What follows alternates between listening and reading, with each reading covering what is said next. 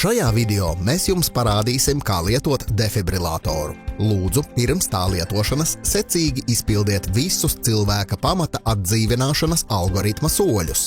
Kad esat konstatējis, ka cietušais ir bezsamaņā ar traucētu vai nēsošu elpošanu, lūdziet kādam izsaukt NMPD, zvanīt 113 un atnest defibrilatoru.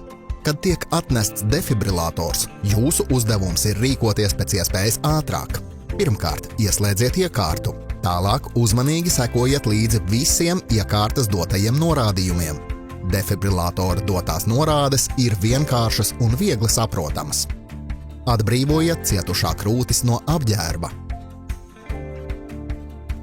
Izņemiet elektrodus no iepakojuma un pielīmējiet tos uz cietušā krūtī, vadoties pēc iekārtas dotajām balss un vizuālajām komandām.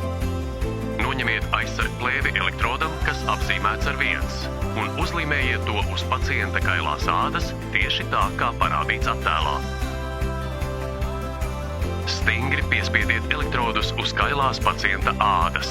Tālāk iekārta analizēs cietušā sirds ritmu. Analīzes laikā atkāpieties no cietušā un pārliecinieties, ka neviens cits to neaiztiek. Analīze palīdzēs noteikt, vai nepieciešama defibrilācija.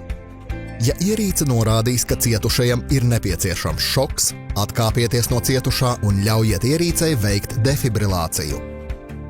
Ja iekārta liek to darīt, tad pēc ierīces izpildītā elektrošoka sāciet sirds masāžu.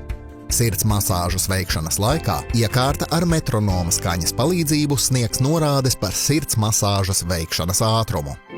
Atcerieties, dzīvības glābšana sākas ar jums. Palieciet mierīgs, sekojiet norādījumiem un uzticieties defibrilatoram.